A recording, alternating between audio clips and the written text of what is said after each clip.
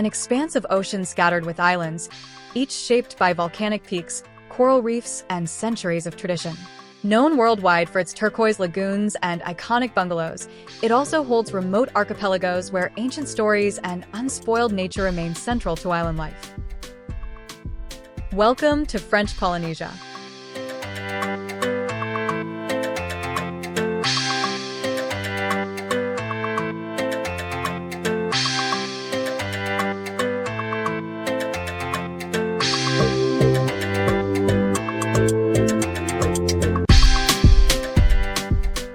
In this guide, we'll explore its major islands, cultural highlights, and hidden gems, from well-known attractions to lesser-explored corners that reveal the depth of beautiful French Polynesia.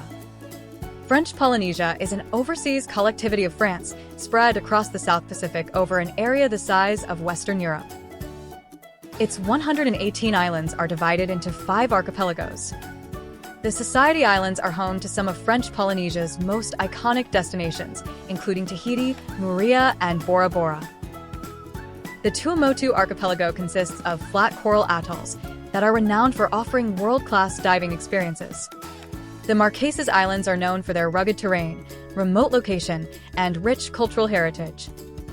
The Austral Islands lie farther south, offering a cooler climate and a slower pace of life rooted in traditional Polynesian lifestyles.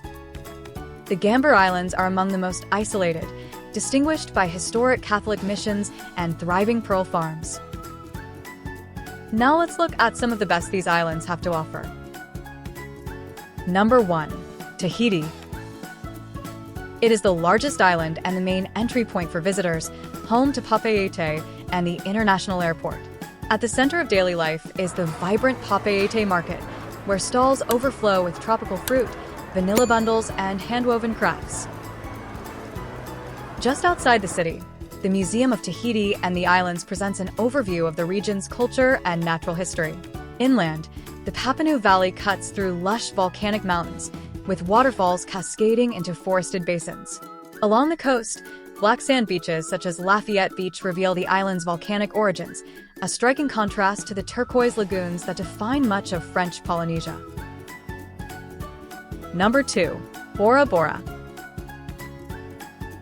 Often called the jewel of the Pacific, Bora Bora is famous for its lagoon encircling the dramatic peak of Mount Otemanu. The scenery is as striking from the water as it is from above, making the lagoon the centerpiece of most experiences. Snorkeling at the lagunarium brings encounters with sea turtles, reef sharks, stingrays, and schools of colorful fish in shallow, calm waters. Bora Bora is also where the concept of the overwater bungalow was first developed, now an emblem of island tourism worldwide. Evening sunsets across the lagoon, with silhouettes of palm-fringed bungalows and jagged volcanic peaks, complete its reputation as one of the most photogenic destinations on Earth. Number 3. Moorea. Located just a short ferry ride from Tahiti, Moorea is known for its dramatic volcanic scenery. Cook's Bay and Apunoho Bay, flanked by green ridges and jagged peaks, are among the most photographed landscapes in the Pacific. Hiking to Three Coconuts Pass or gazing up at Mount Rochui provides sweeping views across the island's lush interior.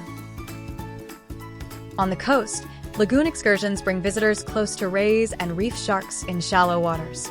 Moorea is also renowned for its pineapple plantations, with fields stretching across fertile valleys, a chance to taste the island's agricultural heritage as well as its natural beauty.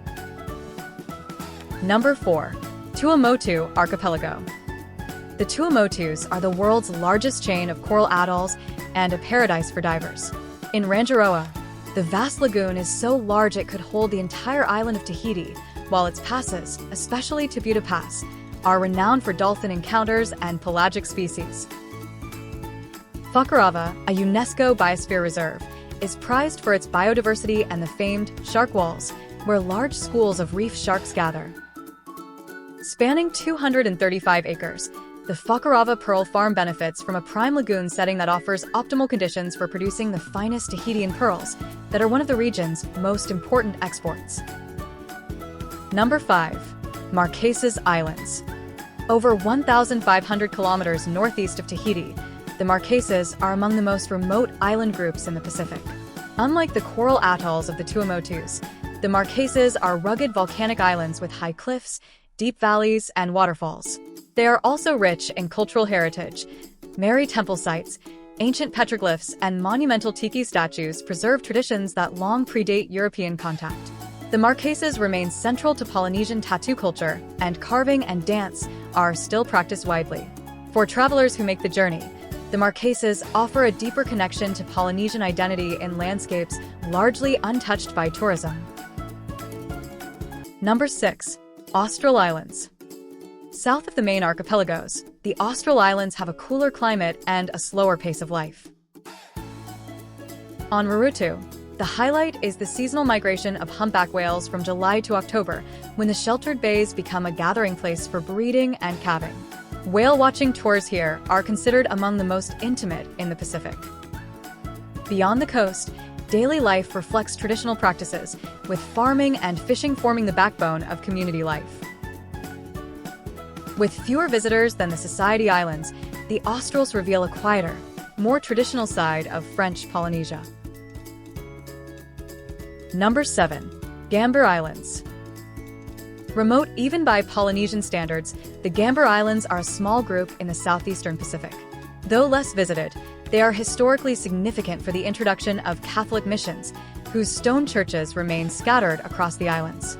The Gambiers are also renowned for their pearl farms, producing some of the most sought-after black pearls in the territory. Surrounded by vast open ocean and far removed from busier islands, the Gambiers combine cultural heritage with a sense of true isolation. Number 8. Moorea Archaeological Sites. Across the islands, stone temple platforms stand as reminders of Polynesia's pre-European religion and society. These sites, once used for ceremonies, offerings, and community gatherings, can be found on Tahiti, Moorea, and throughout the outer islands.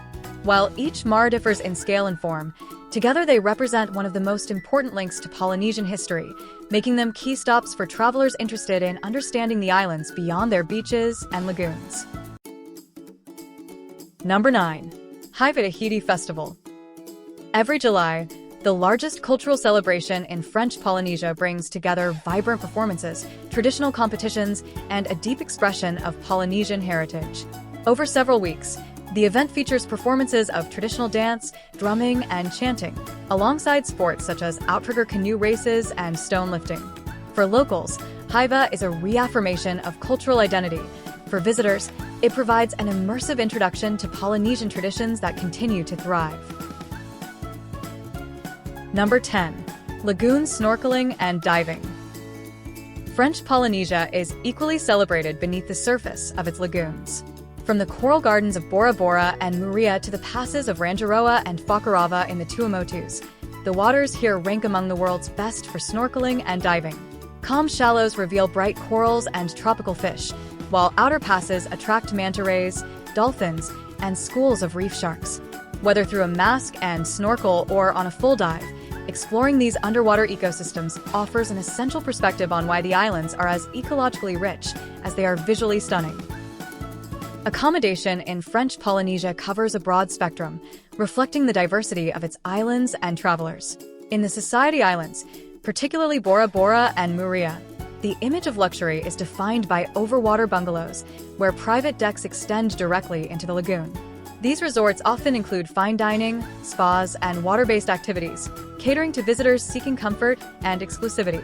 Beyond the resorts, a more grounded experience is available through family-run pensions, guest houses, and small lodges, common in the Marquesas, Australs, and even outer Society Islands. These stays offer simple amenities, home-cooked meals, and the chance to interact closely with local hosts. Options also extend to eco-lodges and boutique hotels, some located on secluded Motu islets, focusing on sustainability and a closer relationship with the natural environment. Budget-conscious travelers can also find shared rooms and modest hotels, particularly in Tahiti's capital, Papeete. French Polynesia experiences a tropical climate that can generally be divided into two main seasons. The dry season, which lasts from May to October, is characterized by cooler temperatures and lower humidity. This period is often considered the most comfortable time for outdoor activities such as hiking, diving, and cultural events. The wet season extends from November to April and brings warmer conditions along with higher humidity. During these months, the islands see more frequent rain showers, and there is also an increased risk of cyclones. However, the landscapes are at their most lush during this time, and there tend to be fewer visitors, which can make travel more relaxed.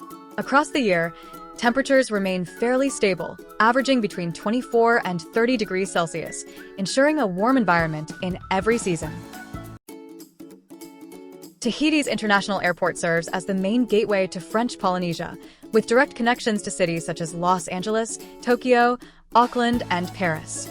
Once in the islands, most long-distance travel is handled by Air Tahiti, whose network links the 5 archipelagos through frequent inter-island flights. Shorter routes are served by ferries, the most popular being the daily service between Tahiti and Moorea. Getting around within each island depends on its size and infrastructure. On larger islands like Tahiti and Moorea, rental cars provide the flexibility to explore coastlines, valleys, and smaller communities.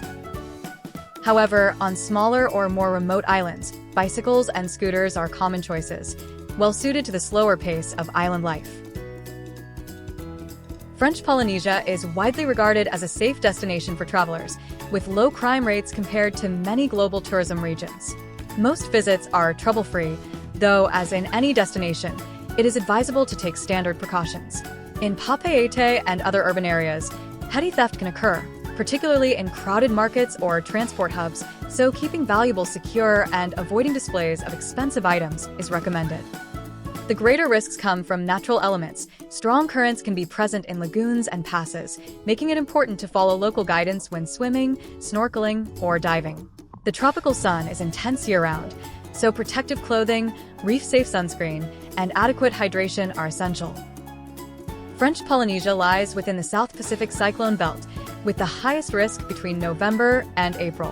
While modern forecasting systems provide reliable warnings, storms can still disrupt travel plans.